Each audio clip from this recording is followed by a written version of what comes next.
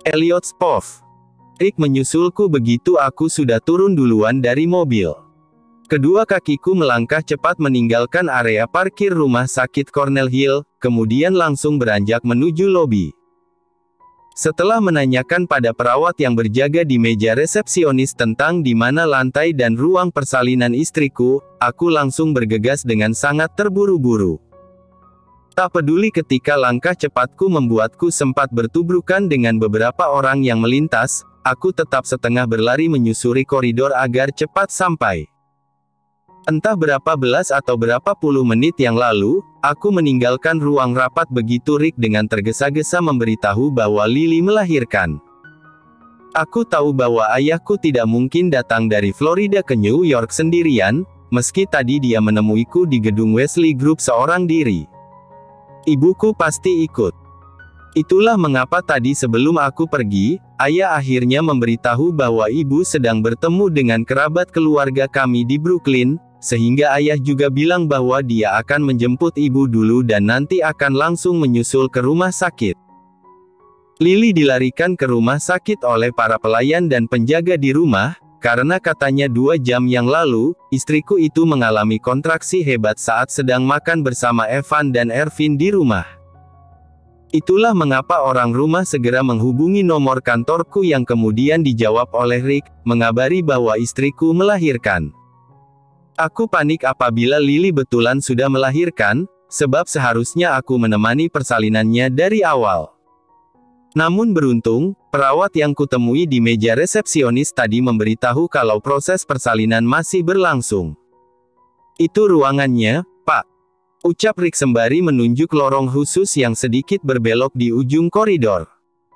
Aku langsung beranjak ke sana. Di kursi tunggu yang ada di koridor, aku mendapati keberadaan putra kembarku yang sedang ditemani oleh para pengasuh.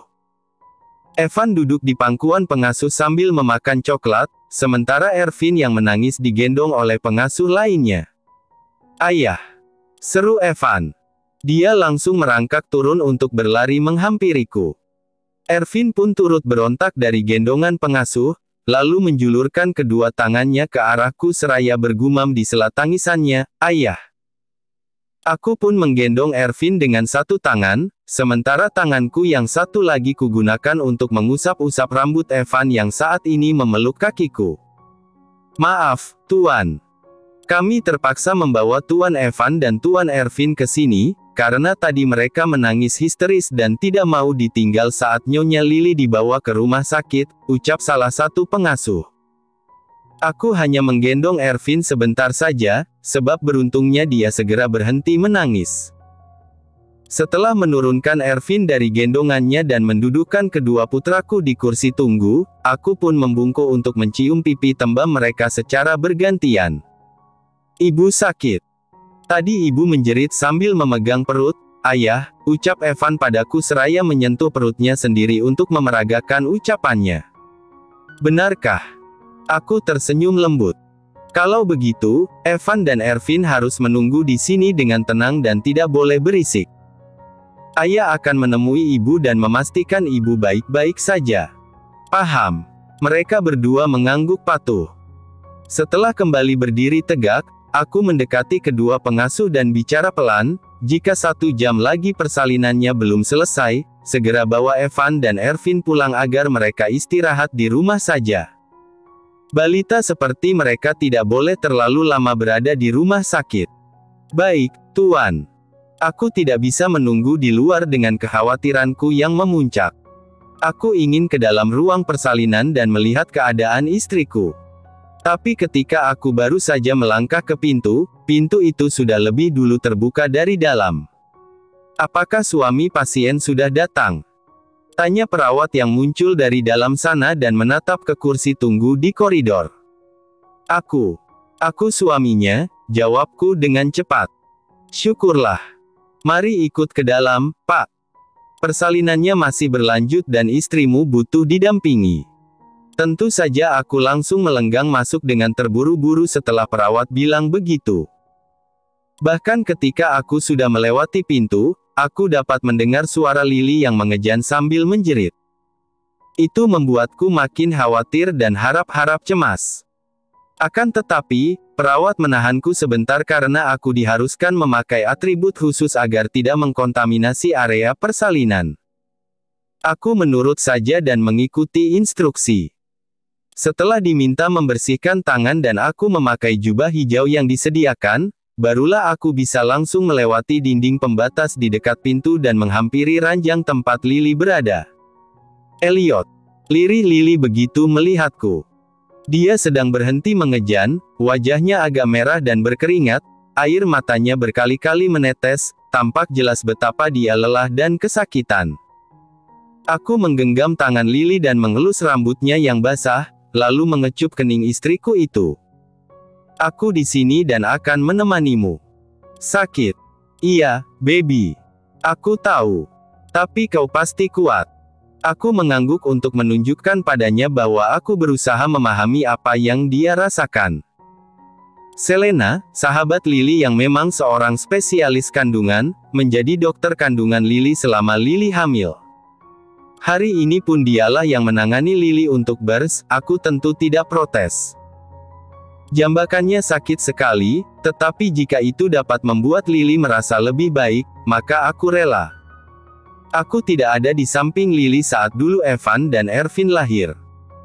Kami bahkan sangat jauh dan dia melahirkan sendirian tanpa ada yang menemaninya sama sekali. Hal itu akan selalu membuatku merasa bersalah sampai kapanpun. Jadi, sekarang aku akan ada di samping Lily dan mendampinginya apapun yang terjadi. Bahkan jika dia akan membuatku berdarah-darah karena cakarannya, tidak masalah. Dia kesakitan dan harus berjuang keras melahirkan anak kami ke dunia, maka aku harus kesakitan juga bersamanya. Sakit, Lena. Aku tidak kuat. Keluh Lily. Hanya tinggal sedikit lagi. Kau pasti kuat dan bisa menyelesaikan ini. Anakmu sudah tidak sabar untuk keluar, ucap Selena penuh perhatian dan dengan mahirnya menenangkan Lily. Sekarang, tahan sebentar dan atur napasmu dulu. Tarik napas pelan-pelan, lalu embuskan lewat mulutmu. Lily tentunya patuh dan mengikuti instruksi yang diberikan Selena. Aku menyeka keringat yang membanjiri dahi dan pelipis Lily, lalu terpegun cemas selagi memerhatikan istriku itu. Beberapa saat setelah Lily mengatur napas dan istirahat sejenak, Selena langsung memberikan perintah kepada Lily untuk kembali membuat dorongan dan mengejan lebih keras daripada sebelum-sebelumnya. Lily melakukan apa yang diperintahkan Selena sambil menangis dan menjerit kencang. Melihat Lily seperti itu, air mataku pun ikutan menetes karena merasa tidak tega dan benar-benar campur aduk. Sekitar 2 menit setelah puncaknya Lily menjerit sekencang itu dan membuatku sampai ikutan meringis, ketegangan yang terjadi di dalam ruangan sontak menjadi berbeda. Karena akhirnya, suara tangisan bayi terdengar nyaring memenuhi penjuru ruangan.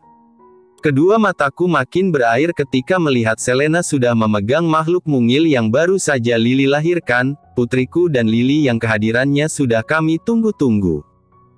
Aku pun beralih pada Lily yang terbaring lemas dengan air matanya yang juga menetes deras. Aku menyeka air mata Lily walaupun aku sendiri sudah siap menangis terharu. Kau berhasil, baby.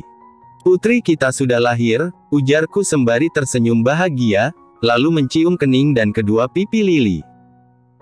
Wajah Lily masih merah dan dibanjiri peluh maupun air mata saat memerhatikan perawat yang kini membawa bayi kami untuk diberikan kain, sementara Selena masih harus mengurus jalur lahir bayi kami yang tentunya harus langsung ditangani.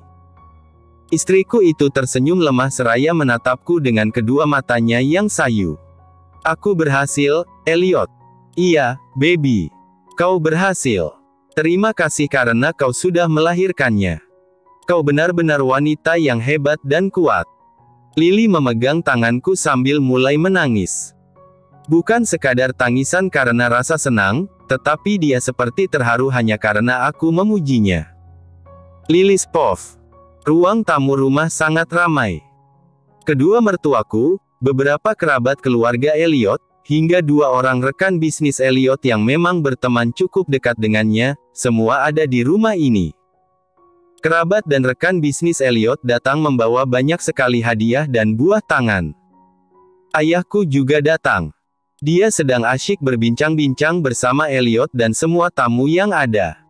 Sejak 2 jam yang lalu, aku berada di kamar putriku yang baru lahir 1 minggu lalu.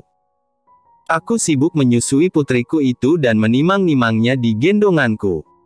Para pengasuh berada di luar kamar, mengawasi Evan dan Ervin yang sejak tadi sibuk bermain sambil jerit-jerit dan berlari ke sana kemari. Mereka sempat bermain kejar-kejaran dengan Elliot, sehingga setelah Elliot turun ke lantai bawah untuk ke ruang tamu, mereka tetap melanjutkan kejar-kejaran di koridor dan seperti tidak ada lelahnya. Evan bahkan membawa mainan lightsaber Star Wars, lalu berkali-kali mengetuk dinding dengan tongkat lightsaber itu. Itulah mengapa pintu kamar putriku ditutup rapat-rapat. Kalau sampai Evan dan Ervin menerobos masuk, kacaulah sudah. Putriku yang baru lahir mungkin tidak akan berhenti menangis dan tidak bisa tidur karena keberisikan oleh suara kakak-kakaknya. Sekitar 15 menit kemudian, aku selesai menyusui dan putriku juga tertidur. Aku tersenyum melihat wajah cantiknya yang lelap dalam tidur, lalu sedikit menunduk untuk mencium pipinya. Karena aku juga harus menemui tamu-tamu yang datang untuk sekadar menyapa, aku berniat membaringkan tubuh mungil putriku yang terbalut dalam lilitan kain pink ke tempat tidur khusus bayi yang ada di kamarnya. Kamar ini didominasi oleh warna pink terang dan putih, bahkan dinding di kamar ini pun Elliot yang mengecat sendiri. Baru saja aku beranjak ke tempat tidur, tiba-tiba pintu kamar terbuka. Aku melihat kemunculan Elliot yang langsung menghampiriku setelah menutup pintu. "Selamat siang, Lindsay," ucap Elliot dengan semeringah sembari membungkuk untuk mencium pipi Lindsay yang masih kugendong. Pada malam di hari aku melahirkan, aku dan Elliot memang langsung memberikan nama kepada putri kami ini. Dulu aku sendiri yang memberikan nama untuk Evan dan Ervin. Dengan begitu, sekarang aku membiarkan Elliot yang dominan menentukan nama untuk putri kami. Lindsay Shannon Wesley. Itulah nama yang akhirnya Elliot berikan. Jangan bersuara keras-keras. Aku susah payah menidurkan Lindsay, dia bisa kaget dan menangis lagi jika kau berisik, tegurku dengan suara setengah berbisik. Elliot kembali berdiri tegak. Dia mencium keningku dan mengusap-usap bagian belakang pinggangku, lantas berkata dengan suara yang setengah berbisik juga, "Kau lelah, baby. Kemarilah, biar aku saja yang menggendongnya. Kau harus istirahat dan belum boleh banyak beraktivitas. Jika nanti Lindsay bangun dan menangis, aku yang akan mengurusnya. Jika dia bangun dan menangis, kalau bukan karena lapar atau haus, itu pasti karena dia buang air. Memang kau bisa membersihkannya. Kau jangan meremehkanku, baby." "Tentu saja aku bisa," sahut Elliot setelah aku membiarkannya menggendong Lindsay. Aku sering menggantikan popok Evan dan Ervin. Popok khusus yang Lindsay pakai, sangat berbeda dengan popok Evan dan Ervin. Kau belum bisa. Jadi, nanti lebih baik minta tolong pada pengasuh saja. Seperti yang sudah ku ketahui dari dulu, orang dengan ego yang lumayan tinggi seperti Elliot, tidak akan mau dianggap tidak bisa. Apapun kondisinya, dia pasti akan memaksakan diri untuk menunjukkan bahwa dirinya hebat. Maka dari itu, setelah tadi ku bilang baik-baik bahwa dia belum bisa, dia malah langsung berkata, "Aku bisa. Kau tidak usah khawatir. Evan, Ervin, dan Lindsay adalah anakku. Aku ayahnya. Aku bisa mengurus mereka semua seperti bagaimana kau bisa mengurus mereka. Lihat, kan? Begitulah suamiku. Keras kepala namun menggemaskan. Aku hanya menghela napas sabar dan tersenyum saja. Berharap nanti tak ada kekacauan macam yang dia perbuat jika aku tinggalkan kamar ini." Aku keluar dari kamar dan menemui putra kembarku. Kuajak mereka untuk turun ke lantai bawah karena mereka sudah harus makan siang. Aku pun juga menyuapi Evan dan Ervin, serta mengajak mereka mengobrol dan bercanda. Rekan bisnis Elliot sudah pergi, makanya tadi dia bisa menyusulku ke kamar Lindsay. Setelah selesai menyuapi anak-anakku makan, aku bertegur sapa dengan kerabat keluarga Elliot di ruang tamu, lalu turut mengobrol sebentar dengan ayahku maupun kedua mertuaku. Hampir 2 jam kemudian, aku pun menaiki lift untuk kembali ke lantai atas karena ingin memeriksa Lindsay. Sementara Evan dan Ervin ditemani oleh pengasuh, karena sebentar lagi pun mereka juga akan tidur siang. Aku membuka pintu kamar Lindsay yang terletak di depan kamar Evan dan Ervin, lalu melangkah masuk. Langkahku langsung terhenti saat kulihat Elliot sedang duduk di sofa putih yang ada di sudut kamar bersama Lindsay. Mata Elliot terpejam, punggung dan kepala belakangnya bersandar nyaman pada sandaran sofa empuk itu. Dari wajah tampannya yang terlihat senyap, aku tahu kalau dia tidur. Kedua tangan kekar Elliot memegang Lindsay yang masih tidur nyenyak seperti saat terakhir kali ku gendong 1,5 jam yang lalu. Aku tak tahu kenapa Elliot tidak membaringkan Lindsay di tempat tidurnya. Tapi sepertinya, Elliot memang ingin menggendong putri kami itu terus-menerus dan belum mau menaruhnya, sehingga dia pun ikutan ketiduran selagi kedua lengannya masih merengkuh tubuh Lindsay. Aku tersenyum lembut melihat pemandangan yang manis itu. Aku melangkah menghampiri sofa yang Elliot duduki, lalu mengusap rambutnya perlahan dan mencium kening suamiku itu. Semalam Elliot memang sangat sibuk di kantornya, baru pulang pukul 10 malam. Setelah pulang pun dia membantuku mengurus Lindsay. Walaupun ada pelayan yang kami pekerjakan, tetapi tetap saja kami harus dominan mengurus anak-anak kami sendiri. Aku tidur pukul 12 dan bangun pukul 3:30 pagi. Selama aku tidur, Elliot lah yang mengurus Lindsay. Mereka anak-anakku juga, bukan hanya anakmu. Jadi, aku juga bertanggung jawab mengurus mereka di rumah setelah aku pulang kerja. Aku tidak akan membiarkanmu lelah sendirian mengurus anak-anak. Kau harus tidur yang cukup dan banyak istirahat, baby. Bekas persalinan di vaginamu pun belum kering. Aku akan marah pada diriku sendiri kalau sampai kau jatuh sakit. Semua kalimat itulah yang Elliot ucapkan secara tegas padaku saat aku menyuruhnya tidur, karena aku tidak tega melihatnya pulang larut malam akibat sibuk dengan pekerjaan. Sungguh, aku sangat mencintai Elliot. Elliot baru tidur setelah aku bangun sekitar pukul 4 pagi. Dia sudah bangun lagi pukul 7 pagi karena harus langsung berangkat ke gedung pertemuan di pusat kota. Dia memang memiliki agenda penting dengan pertemuan itu tadi pagi. Beruntung pukul 11 siang dia sudah kembali ke rumah, sebab kerabat dan rekan-rekan bisnisnya memang ada janji untuk berkunjung ke sini. Setelah kemarin lembur, tetap membantuku mengurus Lindsay, dan hanya mendapatkan waktu tidur yang sebentar, sekarang Elliot pasti kelelahan dan sangat mengantuk. Tidak mungkin kubiarkan dia tetap memegang Lindsay dalam posisi ketiduran sambil duduk, karena itu bahaya dan berpotensi membuat Lindsay jatuh.